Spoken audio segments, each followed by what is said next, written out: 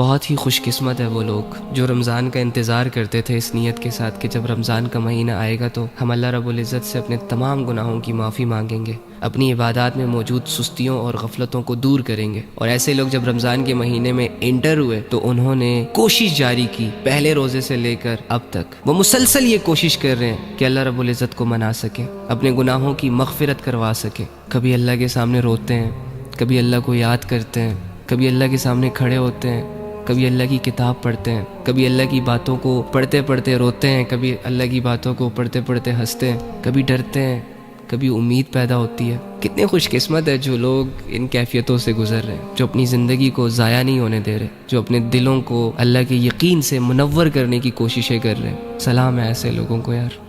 جاری رکھو اپنی محنتیں، ڈی موٹیویٹ مت ہونا۔ آپ لوگوں نے جو راستہ اختیار کیا ہوا ہے اس راستے کی منزل اللہ ہے، عبادتوں کے راستے ہی اللہ تک جاتے ہیں،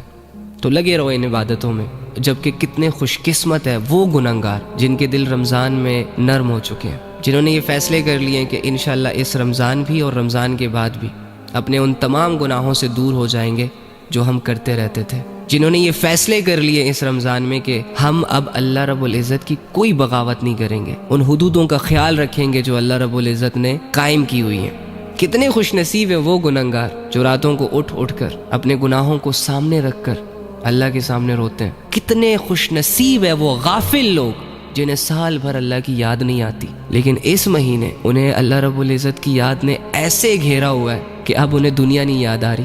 اور اپنے آپ کو بدلنے کی کوششوں میں لگے ہوئے ہیں، توبہ کر رہے ہیں، رو رہے ہیں،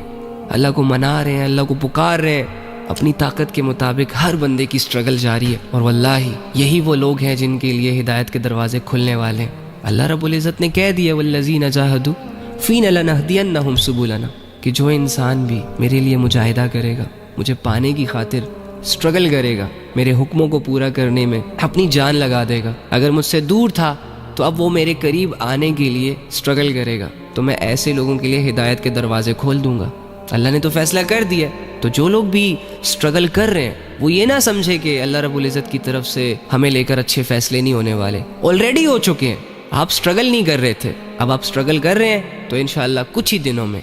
آپ کو یہ لگے گا کہ اللہ آپ سے راضی ہو گیا، آپ کے پہلے آنسو پر ہی آپ کے تمام گناہوں کو معاف کر دیا گیا ہے، بلکہ نیکیوں میں بدل دیا گیا ہے۔ وہ الگ بات ہے کہ ہم غافل اتنے ہیں، ہم گنہگار اتنے بڑے لیول کے ہیں کہ اللہ رب العزت کی باتوں پر یقین نہیں آ پا رہا، لیکن ہم نے یقین کرنا ہے۔ آپ کی ہر فریاد اللہ نے سن لی ہے، کیونکہ اس نے خود کہا ہے کہ میں انسان کے قریب ہوں، میں انسان کے شارک کے بھی قریب ہوں، میں انسان کے دل کے بھیدوں کو بھی جانتا ہوں۔ تو اللہ کے بندے تم نے تو زبان سے اپنے اللہ کو حال سنائے اپنے دل کے، کیسے نہیں سنے گا وہ جو کہہ رہے وہ علیم بذات الصدور، کہ میں تو انسانوں کے دلوں کے بھیدوں کو جانتا ہوں۔ انسان کے دلوں میں دبی ہوئی آوازیں بھی اللہ رب العزت کے علم میں، تو یقین کر اپنے رب کی باتوں کا۔ اگر وہ کہہ رہا ہے کہ مجھے پانے کے لیے اگر تم سٹرگل کرو گے تو میں تمہارے لیے ہدایت کے دروازے کھولوں گا، تو سٹرگل سٹارٹ کر، ہدایت کے دروازے کھلیں گے۔